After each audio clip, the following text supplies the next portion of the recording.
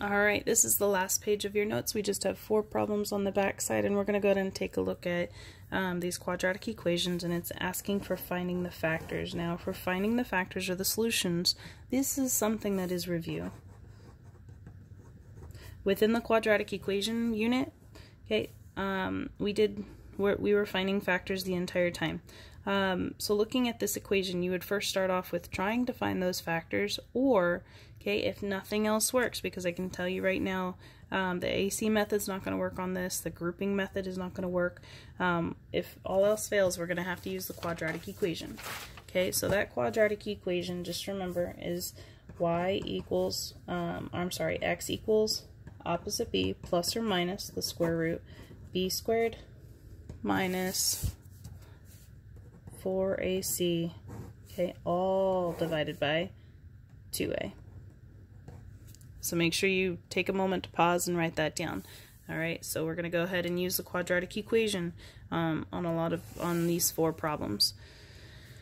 Okay, so looking at this one, we're going to go ahead and take a look and see. Now we can check to see if the discriminant is going to be negative or positive, and that's where we should probably start. So we have negative, or opposite, inside the discriminant, that's the part inside the radical, so that's b squared minus 4ac. Okay, and the first thing that we're going to do here is we're going to go ahead and identify what a, b, and c are. Okay, so this is a, b, and c. A is 1, b is negative 2, and c equals 2. Alright, so now that we have that, we can go ahead and plug it into the discriminant and see if it's going to be a real or if it's going to be complex. Okay, so looking at this, we're going to have negative 2 squared minus 4 times a times c. Negative 2 squared is just going to give me positive 4 minus 4 times 2.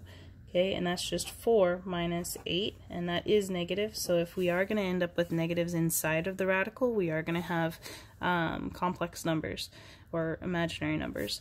So let's go ahead and take a look at the rest of the equation. So if we have, I'm going to plug this into the quadratic equation, and opposite b would be positive 2. Plus or minus, we already solved out the discriminant right here, so that's negative 4 all divided by 2 times 2a, which is just going to be 2 times 1. Okay, so let's simplify some things here. So looking right here at the discriminant, if we have the square root of negative 4, remember that the square root of 4 is just going to give us 2, and the square root of negative 1 is the imaginary number. So that's another thing we need to remember. So the square root of negative 1 is going to give you an imaginary I. So we end up with the square root of negative 4 equals 2i, and we're going to go ahead and bring everything else down. Alright, now notice how the coefficients are all 2, and they're all divisible by 2. So let's go ahead and simplify that out. So we're left with the solutions are 1 plus or minus the imaginary number. So if you want to write that out twice, you could do 1 plus I, or you can do 1 minus I. Okay, I'll accept this as a solution, because we're just looking for finding the factors. Alright, so let's go ahead and take a look at b. So with b, if it's x squared minus 16, or plus 16, okay, if it was minus 16, we would do a difference of squares, but because it's not, there's not a way we can factor this unless we go ahead and use the quadratic equation. In this case, we have a, but we're missing b. B is gone, so b is actually 0x, or just 0, because the coefficient would be 0. But we do have c. C is 16. So we have a, b, and c. Okay, so a is 1, b is 0, and c is 16. Okay, and let's go ahead and plug that into the quadratic equation. That's going to give us opposite b, which is 0 plus or minus, okay, b squared, which is 0 squared,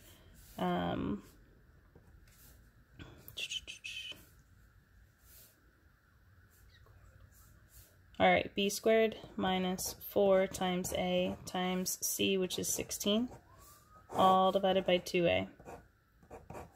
Okay, now simplifying this out, okay, this just becomes x equals plus or minus the square root of negative 4 times 16, okay, which would give us 64, all divided by 2. Okay, Now, the square root of negative 64, that's going to simplify down to just plus or minus 8i, because the square root of 64 is 8, and then the square root of negative 1 is I, all divided by 2. So x truly equals plus or minus 4i, and because we're looking for factors, I apologize, I need to go back to the next one. Okay, one of the factors would be x minus 4i, and the other factor would be x plus 4i. And those would be your factors. Okay, same with this one. The factors would be x minus 1 plus I, and x plus 1 minus I. Okay. Alright, so let's take a look at C. Now with C, we have A, B, and C. So when we have A, B, and C, we know that A equals 1, B equals 2, C equals negative 5. So let's go ahead and plug this into the quadratic equation to go ahead and find what those solutions are. Okay, opposite B are going to be negative 2 plus or minus the square root B squared minus 4AC.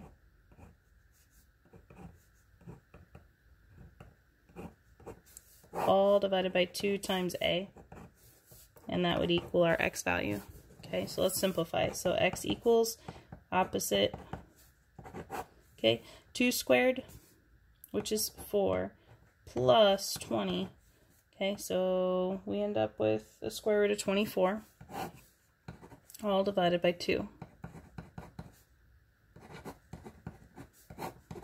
Alright, now with the square root of 24, we're going to go ahead and simplify that. Okay, so let's take a look at the factors of 24, and that's going to give you 4 and 6, 2 and 2, 2 and 3. No, yeah, 2 and 3. So here's our group of 2 2's. That's going to come on the outside, so it's going to be 2 square root, and then the 6 is going to go on the inside, and we're left with the opposite, which is negative 2, plus or minus 2 square root 6, all divided by 2. And notice how we can, the coefficients are divisible by 2, so it would be opposite, I'm sorry, it would be negative 1 plus or minus the square root of 6, because everything else is simplified out as far as the 2's. Okay. Alright, and then to find the factors, because these would be the solutions, we would go ahead and state that, okay, x plus 1 plus the square root of 6 would be one of the factors. The next factor would be x minus 1 minus the square root of 6 plus 1, because we're going to move that over to the other side. Then those would be factors. Alright, let's go ahead and take a look at D.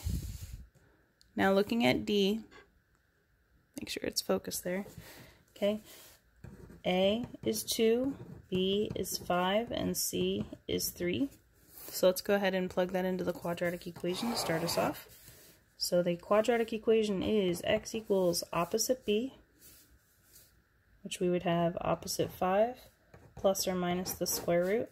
Okay, 25 minus 4 times 2 times 3, all divided by 2 times 2, or 2a. Alright, let's simplify on the inside. We're left with negative 5 plus or minus the square root. Okay, this all simplified is just going to simplify to give you 1. Okay, all divided by 4, so we're left with negative 5 plus or minus the square root of 1, which would just simplify to 1. Okay, because these are real solutions, let's go ahead and simplify them further. Okay, negative 5 plus 1 is just going to give me negative 4 divided by 4, which is just negative 1. Okay, negative 5 minus 1, which is just going to give me negative 6 divided by 4, which is simplifying to negative 3 halves. Whoops, sorry. Alright, so if I set those both equal to x equals negative 3 halves, now I'm going to go ahead and move that over, so one of the factors would be x plus 1. Okay, and then in this next factor, we have to do something a little different because of the fraction. Okay, I'm going to get rid of the fraction by multiplying both sides by 2, so that cancels. So I'm left with 2x, and then I have to add the 3 to the other side, so that's just going to be 2x plus 3. And those would be the two factors for that equation. All right, if you have any questions, feel free to stop by my room and I can clarify anything that you don't understand. Thank you.